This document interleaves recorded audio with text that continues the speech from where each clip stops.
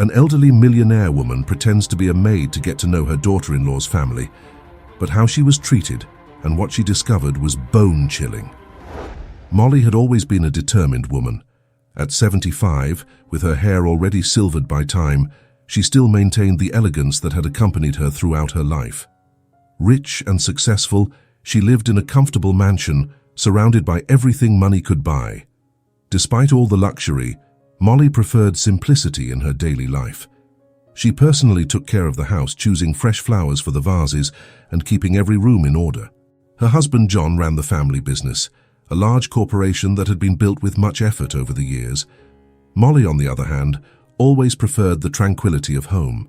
She managed the house with the same care that John managed the business, ensuring everything ran perfectly.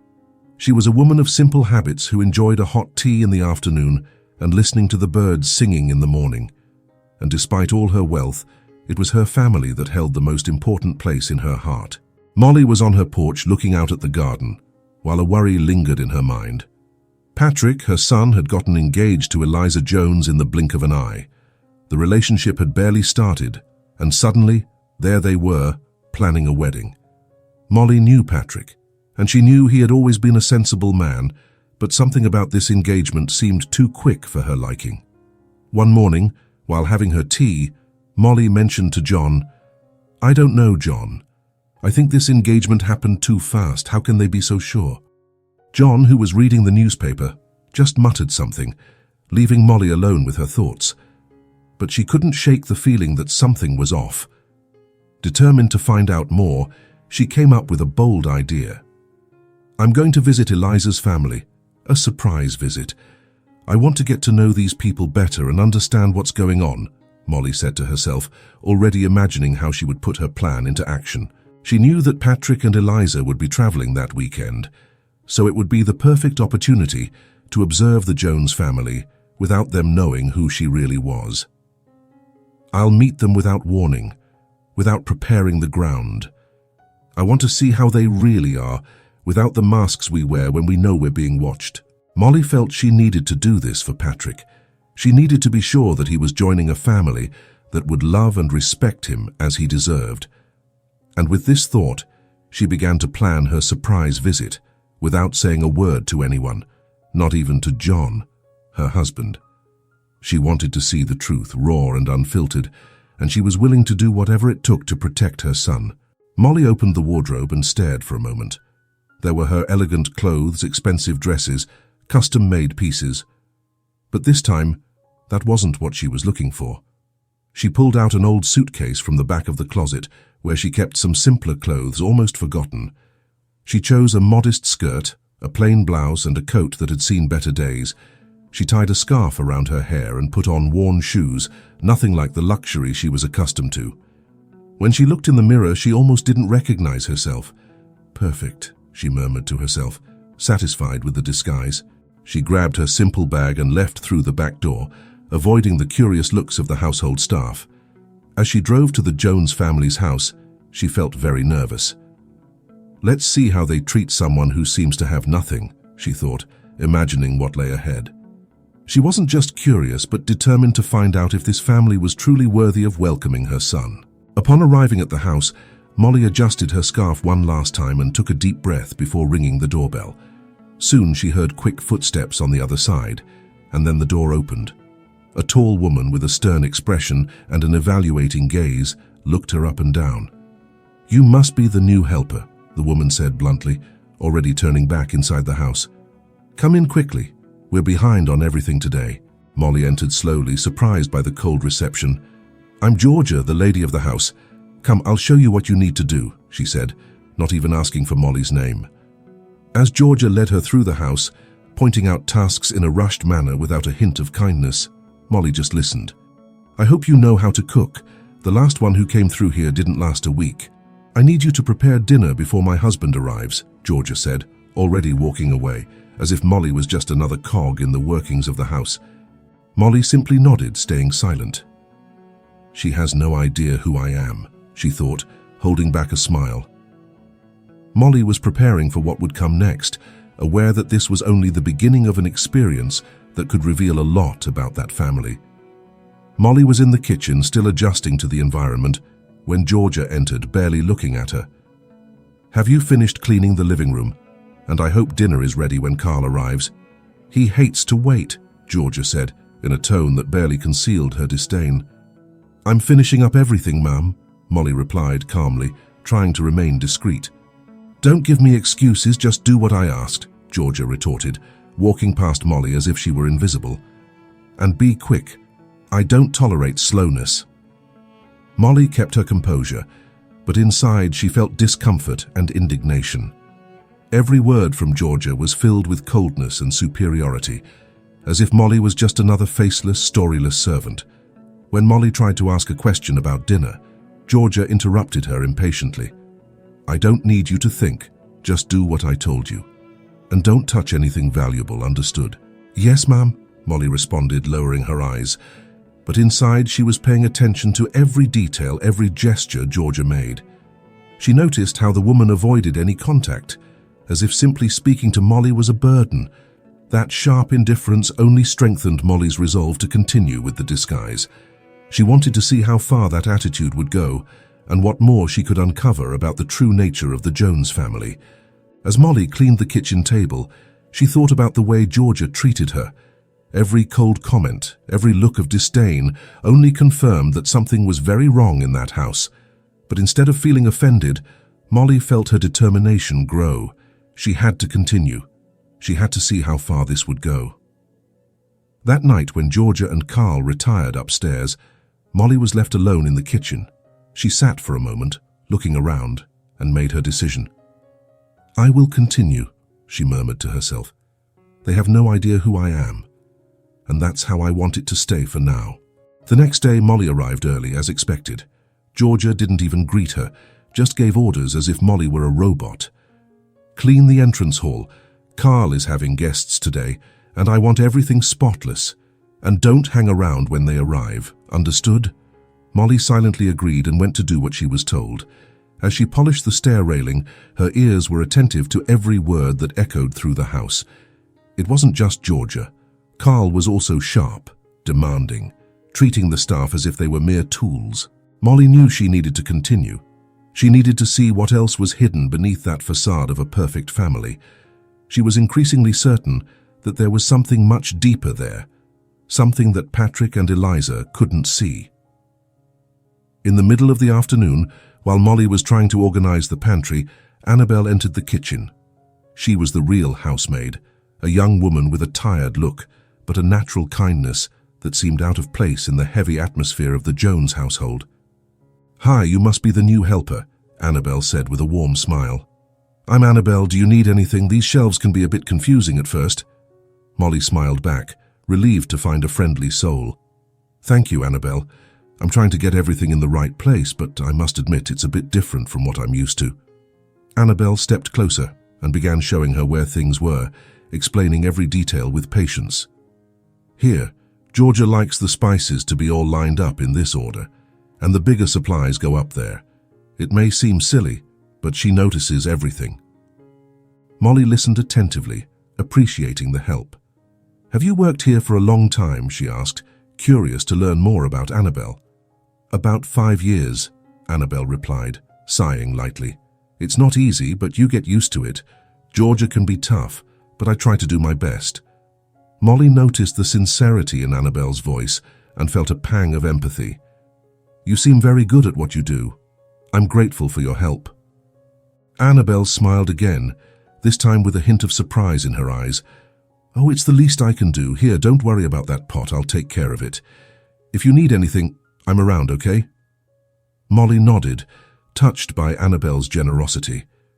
She knew that behind that tired face was a good-hearted person, someone who deserved more than that thankless job. And Molly was determined to help Annabelle, one way or another, when the right time came. One evening, after a long day of work, Molly and Annabelle found themselves in the kitchen, where Annabelle was washing the dishes. The exhaustion was evident on her face, but she still maintained a calm smile. "Annabelle, have you ever thought about doing something else, following a different path?" Molly asked, curious to know more about this generous young woman. Annabelle sighed, pausing for a moment. I have, yes. I've always wanted to study more, maybe take a nursing course, but you know how it is. Things don't always go as planned. I grew up in a simple family, and I had to start working early. I couldn't continue my studies. Molly felt a tightness in her chest upon hearing this. And do you still have that dream of becoming a nurse? I do, Annabelle replied with a sparkle in her eyes that contrasted with her tired expression. But reality keeps me here. I need this job to help my family. I can't just drop everything and chase my dreams, not with so many people depending on me. Molly understood the depth of Annabelle's situation, the strength and sacrifice this young woman made every day. You're a very strong person, Annabelle, Molly said sincerely. It's not easy to give up on dreams because of responsibilities. Annabelle shrugged, but her smile was sad. That's life, right? Sometimes we have to choose between what we want and what we need to do. But it's okay. I still have hope. Maybe one day things will change. Molly remained silent for a moment, thinking about everything she had heard. She knew that Annabelle deserved more, that she had the potential to achieve her dreams, but was trapped by circumstances that seemed inescapable. This moved Molly, who began to consider how she could help Annabelle reach the future she so deeply desired. In the days that followed, Molly began to observe the dynamics of the Jones household more closely. Every morning she was there, standing, doing her tasks, and paying attention to everything around her. And what she saw left her deeply disturbed. Early in the morning, Georgia would already be descending the stairs, giving orders in a harsh tone, as if the staff were nothing more than furniture that needed to be adjusted. "Annabelle, this house is a mess. How can you be so disorganized?" Georgia would complain, not even looking at Annabelle as if she were invisible.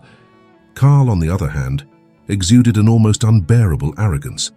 Whenever he passed by the staff, it was with his chin held high, without even a glance of acknowledgement. One day, while Molly was mopping the living room floor, he walked in talking on the phone. "These workers are all the same. They don't do anything right unless you stay on top of them," he said, loud enough for both Molly and Annabelle to hear. Annabelle lowered her head, accustomed to such remarks, but Molly felt anger rising within her. It was hard to keep calm, but she knew she had to maintain her disguise. On another occasion, Georgia scolded Molly in a humiliating manner. "You don't even know how to make a bed properly. Look at these folds. They look like something a lazy person would do." Then, with a disdainful gesture, she threw the sheets back at Molly, as if they were trash. Molly took a deep breath, swallowing her indignation, knowing she had to endure it. What shocked her most was how naturally the Jones family treated the staff with such contempt. To Georgia and Carl, the people who took care of their home and daily needs were mere tools, faceless, without feelings. Molly saw Annabelle, always trying to hide her sadness behind a tired smile, and felt the injustice of it all. With each passing day, Molly became more certain that she needed to do something. The humiliation and prejudice she witnessed there could not go unpunished. One afternoon, while Molly was cleaning the living room, she overheard voices in the kitchen. Georgia was talking with a friend, seemingly unconcerned if anyone else could hear. "These maids nowadays, they don't even know what hard work is," Georgia said with a tone of disdain. "The new one especially is so clumsy.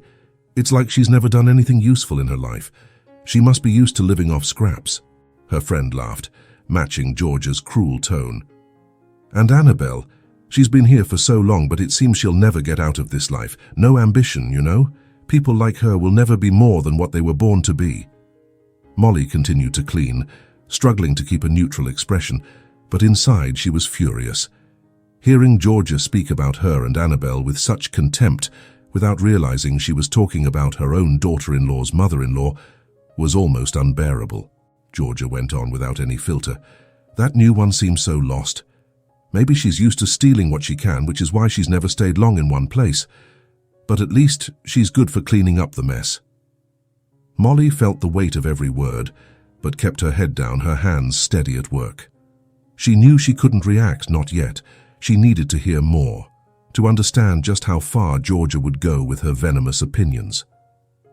"These people are all the same," Georgia continued, without hesitation. "They live in mediocrity and will never rise above it. It's sad, but it's the truth. We give them jobs, but they don't know how to make the most of it." Molly took a deep breath, trying to control the urge to confront Georgia right then and there. It was difficult, but she knew her plan wasn't complete yet. She let the cruel words echo through the room, storing each one in her memory. One night, while Molly was tidying up the living room after dinner, Carl walked in, speaking on the phone, his voice dripping with arrogance. He didn't bother lowering his tone, speaking as if no one else was around. "Eliza is smart, you know. I taught my daughter well. She found a rich fool to marry, just as I planned. That's how you secure a future," Carl laughed, satisfied with his own words. Molly, pretending not to listen, felt a chill down her spine. What was he insinuating? After hanging up the phone, Carl addressed Annabelle, who was arranging the coffee table. "You should take a lesson from Eliza," he said condescendingly. "Instead of scrubbing floors here, you should find yourself a rich man to get you out of this life. But of course that takes more than just good intentions. It requires smarts, something you might be lacking." Annabelle lowered her head, her face pale, without saying a word. It was clear she was used to hearing such comments, but each one seemed to hurt more. Molly, on the other hand, was struggling to keep calm, feeling a deep anger rising within her. Carl continued, oblivious to the discomfort he was causing. "You workers don't understand that life is a game. If you don't know how to play, you stay stuck where you are. But there's no point in me saying this. You'll never learn." Molly pretended to focus on her cleaning, but inside every word from Carl made her more determined. The arrogance and lack of respect were blatant, and he didn't even bother to hide the disdain he felt.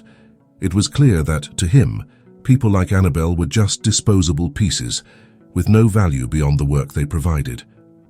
As Carl left the room, satisfied with himself, Molly exchanged a brief glance with Annabelle, who was trying to mask her sadness.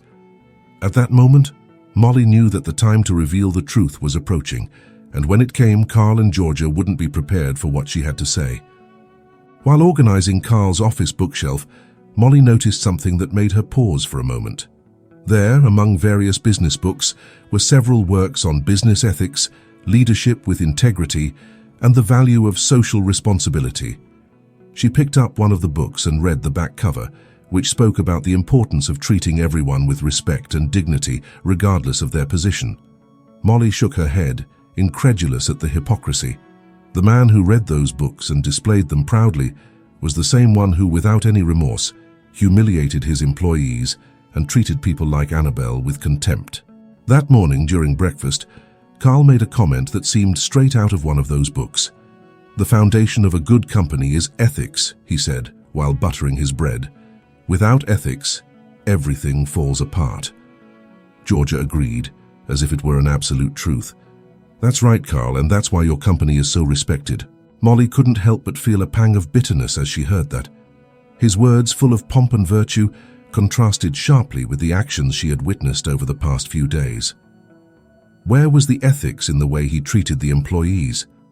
How could he talk about integrity while showing such a lack of respect and empathy? For Carl, ethics seemed to be something he preached in public but ignored in his daily life. It was all a facade, a mask of virtue that hid his true nature, and Molly was seeing this more clearly now than ever. After some time living as the new maid, Molly had seen and heard enough. That day, Eliza returned from her trip, radiant, entering through the front door with a wide smile. "Mom, Dad, I'm home," she called out, dragging her suitcase through the entrance. Georgia was the first to appear, hugging her daughter enthusiastically. "Eliza, dear, how was the trip?" she asked, as Carl followed closely behind, also smiling. "It was wonderful, Mom. But I missed home so much," Eliza said, looking around. Then her eyes landed on Molly, who was standing in the corner of the room, observing the scene. "And who's this?" Eliza asked, curious. Georgia, barely paying attention, responded indifferently. "Oh, that's the new maid. She started last week while you were away." Eliza approached, intending to be friendly, but as she looked closer, surprise took over her face. "Wait, Molly," she said, confused. "What are you doing here dressed like that?" Georgia froze, and Carl, who was on the other side of the room, slowly turned, their expressions shifting from surprise to pure shock. "Molly," Georgia repeated, trying to comprehend. Molly, remaining calm, finally spoke. "Yes, Eliza, it's me. I decided to pay a little visit to get to know your family better. I thought it would be interesting to see things from another perspective." Eliza looked incredulous, unable to believe what she was hearing. "You spent the whole week here as a maid?" "Yes," Molly replied, unfazed, "and I discovered much more than I expected." The silence that followed was suffocating. Georgia and Carl were stunned, unable to speak while Eliza struggled to process what this meant. Molly knew that the moment of truth had arrived and that nothing would ever be the same again. Molly stood there, looking at each face in the room, feeling the weight of the truth about to be revealed. Georgia was the first to try to speak, but her words came out haltingly. "Molly, you pretended to be a maid, but why?" Molly raised her head, her expression serene but firm. "I wanted to know the real Jones family, not the one Patrick sees when he visits on Sundays, but the one that reveals itself when appearances don't matter." Carl stepped forward, trying to regain control of the situation. "This is outrageous. How dare you come into our home and do this?" "How dare I?" Molly responded, her tone calm, but loaded with meaning. "I'm Patrick's mother, Carl. I thought it would be good to know the people who would become part of my family.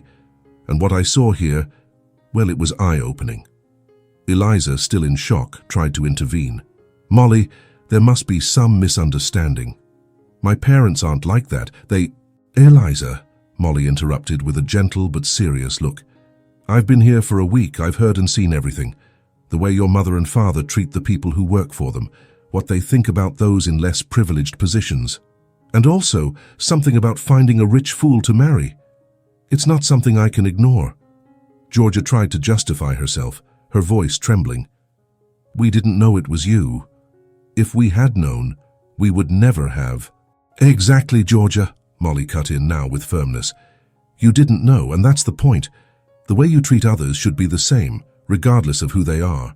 I am no different from Annabelle, or anyone else who has worked here, but to you, the difference was glaring." The silence in the room became static, and Molly knew she had made the impact she intended. The revelation of her true identity, the shock on Georgia, Carl, and Eliza's faces, was proof that something profound was at stake here. She had exposed the hypocrisy of that family, and now there was no turning back. Molly took a deep breath, feeling that now was the time to say everything that was in her heart. She looked directly at Georgia and Carl, who were still paralyzed by the revelation. "You speak about ethics, values, and respect," Molly began, her voice firm. "Carl, you have entire books on that in your office. And Georgia, you always boast about how your home is an example of order and decency. But what I saw here was the complete opposite." Georgia tried to interrupt. "Molly, please, you don't understand." "No, Georgia, I understand perfectly," Molly interrupted her with a severe look. "I understand that to you, people only deserve respect if they're on the same social level. You treated Annabelle and the other staff as if they were less than human, as if their dreams and lives had no value." Carl, trying to regain his composure, said, "You can't judge us for just 1 week, Molly. What you did wasn't fair." "Not fair?" Molly repeated incredulously. "It wasn't fair for me to see how you really are when you think no one is watching. I heard you, Carl, talking about how Eliza should take advantage of the opportunity to marry my son, as if he were just a means to ensure a comfortable future for her." Eliza, who had been silent until then, tried to intervene, but Molly raised her hand, asking her to wait. "And, Georgia," she continued, turning to Eliza's mother, "your words about Annabelle, about me when you thought I was just a maid, they were cruel, prejudiced, and showed the lack of empathy you have for anyone who isn't at your level." Georgia, visibly shaken, began to cry, but Molly didn't soften the intensity of her words. "I didn't come here to be cruel. I came because I needed to know who my son was joining, and what I saw wasn't a welcoming and loving family, but a house full of arrogance, prejudice, and disdain for others." Molly took a step back, looking at them with sadness and disappointment. "You have a lot to learn about what it means to be truly ethical and compassionate, and that starts with how you treat those around you, no matter their position." Eliza, still processing everything that had happened, finally approached Molly. With tears in her eyes, she said in a low voice, "Molly, I don't know what to say. You showed so much courage, so much integrity in doing this. I admire your strength." Molly looked at Eliza, and though she saw sincerity in the young woman's eyes, there was a deep sadness in her heart. "Eliza, you don't understand. This isn't about courage or integrity. I did what needed to be done to protect my son." Eliza, confused, asked, "Protect? From what, Molly?" Molly sighed, knowing that now was the time to reveal the full truth. "While I was here, I didn't just hear harsh and prejudiced words. I also heard Carl talking about the plans they had for your future together. And those plans didn't include love or respect for Patrick. He was merely a means to secure your family's financial comfort." Eliza turned pale, tears now falling silently. "No, Molly. That can't be true." "I wish it weren't," Molly said, softening her tone but maintaining her firmness. "But I heard Carl clearly talking about how you should take advantage of the opportunity to marry Patrick, as if he were just an investment, and I cannot allow my son to enter into a marriage based on lies and manipulation." Eliza began to sob, but Molly remained steadfast. "I will tell Patrick everything. He needs to know the truth. And now, Eliza, we cannot allow this engagement to continue." Shock took over Eliza's face, and she collapsed into a chair, feeling weak. "Patrick is going to end everything?" Molly nodded with sadness in her eyes. "Yes, he cannot build a life with someone who's involved in such a cruel plan. He deserves to be loved for who he is, not for what he can provide financially." Eliza covered her face with her hands, devastated. "Molly, I never wanted this to happen. I love Patrick." Molly, with a softer tone, responded, "I believe you, Eliza. But what your family did, and what you allowed to happen, destroyed any chance of a future together. Patrick needs to move on, and so do you." The silence that followed was heavy, with Eliza crying quietly, understanding that the relationship she cherished was now shattered beyond repair. After all the turmoil, Molly found Annabelle in the kitchen, tidying up as usual, but there was something different about that day. Molly felt it was time to do something for Annabelle, something that could truly change her life. "Annabelle, can I talk to you for a moment?" Molly said, approaching with a warm smile. Annabelle stopped what she was doing and turned around, surprised by Molly's gentle tone. "Of course, Mrs. Molly, what's going on?" Molly took Annabelle's hands and led her to sit at the table. "I want to thank you for everything you did for me this week. I know it was difficult, and you went through many uncomfortable situations, but your kindness and your heart touched me deeply." Annabelle was visibly moved, but she shook her head, trying to downplay it. "I was just doing my job, ma'am." "You did much more than that," Molly replied firmly. "You showed who you truly are, a strong, generous person who deserves much more than the life you're living here. And that's why I want to help you pursue your dreams." Annabelle looked at Molly, confused. "What do you mean?" "I want to offer you a scholarship so you can take the nursing course you've always wanted," Molly said, smiling as she saw the surprise on Annabelle's face. "In addition, I want you to come work at my home with a dignified job and also do an internship at my company. There, you can learn much more and grow in the career you've always dreamed of." Annabelle brought her hands to her mouth, incredulous, her eyes filling with tears. "Mrs. Molly, this is more than I could ever imagine. I don't even know how to thank you." Molly gently squeezed Annabelle's hands, her eyes shining with affection. "You don't need to thank me, Annabelle. You deserve this chance. I want to see you achieve your dreams, and I'll be there to make sure it happens." Tears streamed down Annabelle's face, but this time they were tears of joy. "Thank you, Mrs. Molly. From the bottom of my heart, thank you." Molly smiled, feeling a deep satisfaction in her heart. She knew she was doing the right thing, offering Annabelle the opportunity to change her life and reach the future she had always dreamed of. Days passed, and Patrick was sitting in the garden of his mother's house, staring at the horizon, but his mind was far away. The past week had been a whirlwind of emotions and revelations that he could never have predicted. The broken engagement, the truth about the Jones family, and everything his mother went through to protect him. All of it weighed heavily on his heart. Molly approached slowly, sitting beside him in silence. She knew Patrick needed time, but she also knew he had something to say. "Mom," Patrick began, his voice low, "I can't stop thinking about everything that happened, about everything you did for me." Molly looked at her son with affection. "I did what any mother would do, Patrick. I needed to protect you." Patrick shook his head, still trying to process everything. "But it was more than that, wasn't it? You saw something that I didn't. Something about me, about the way I was living my life." Molly remained silent, waiting for him to continue. "I realized that I was blind, Mom," Patrick said, his voice filled with regret. "I was so caught up in the idea of getting married, of building a perfect life, that I ignored the signs. I didn't see who Eliza really was, and worse, I didn't realize how her family truly thought. I was living a lie, and you showed me the truth." Molly placed her hand over his, squeezing gently. "Patrick, life sometimes blinds us, but the important thing is that you now see clearly. What will you do with this new vision?" Patrick sighed deeply, feeling the weight of responsibility in his words. "I need to change, Mom. I need to be more aware, more conscious of the people around me. I want to be someone you can admire, someone who doesn't get fooled by appearances. This experience, it made me realize that I was living superficially without really caring about what was important." Molly smiled, proud of her son. "Patrick, you've always been a good man, and recognizing your mistakes, learning from them, is what makes you even better. You have the chance to be the person you want to be." Patrick looked at his mother, feeling a new determination growing within him.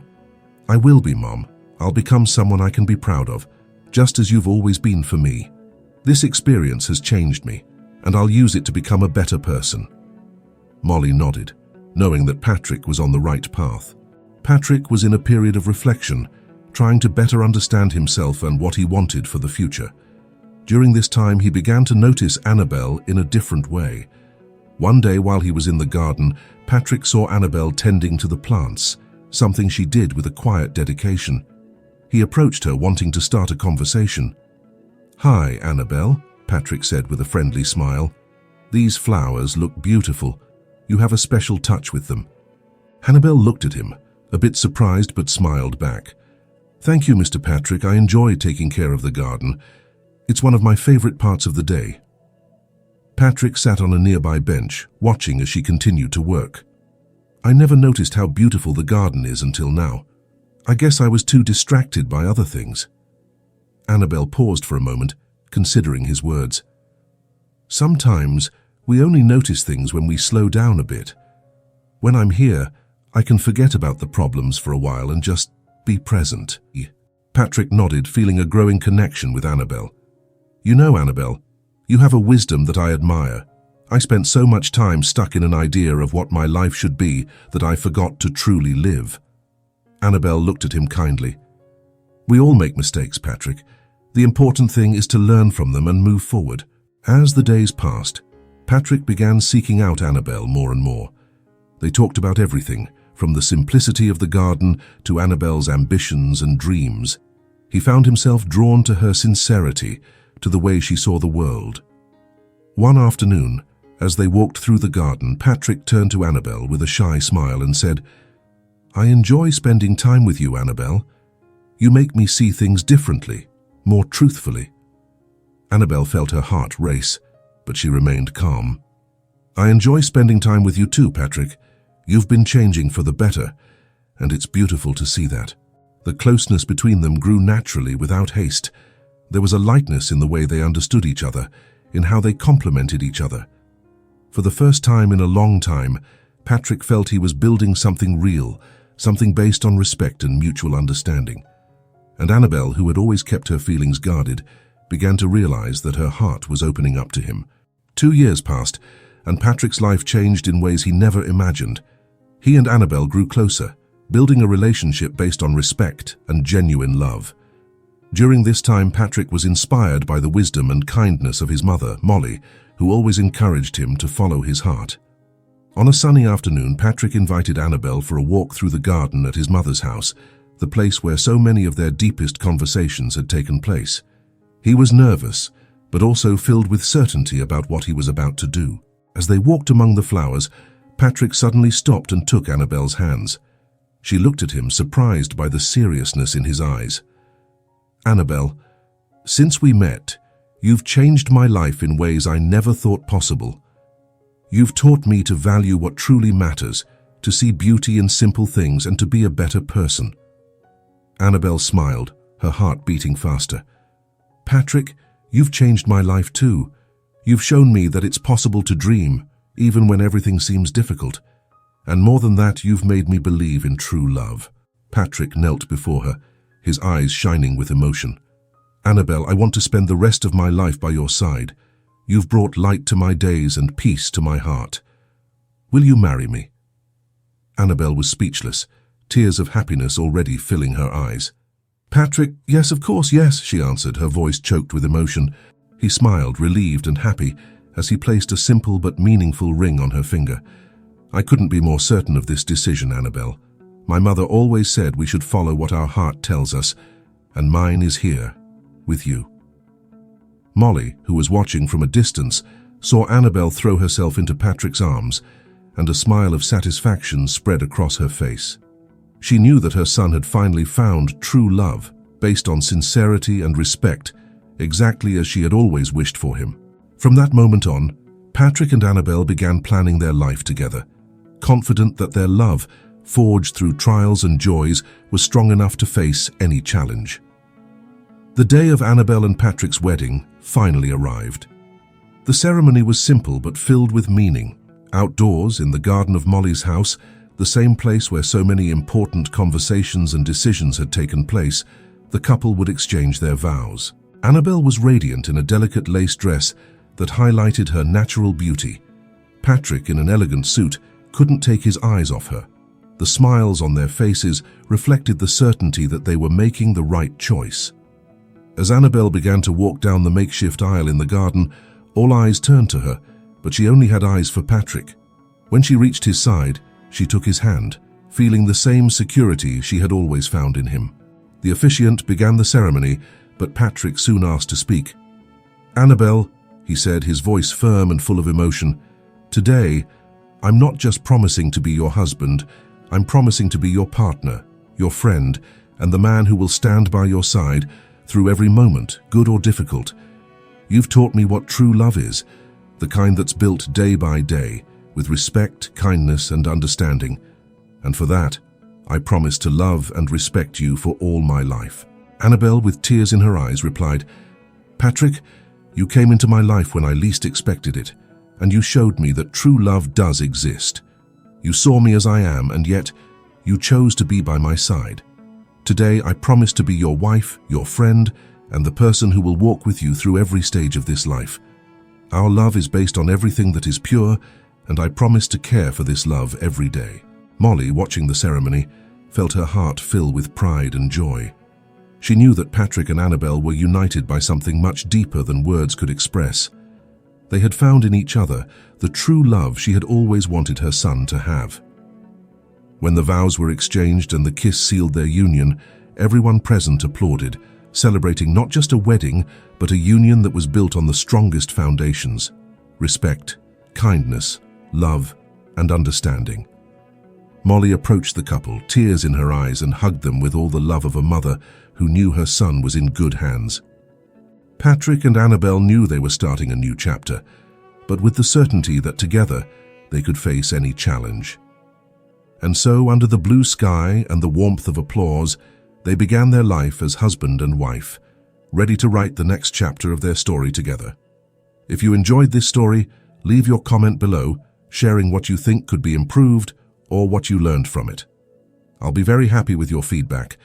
I'm also leaving some other emotional videos here on the screen for you to enjoy. Thank you.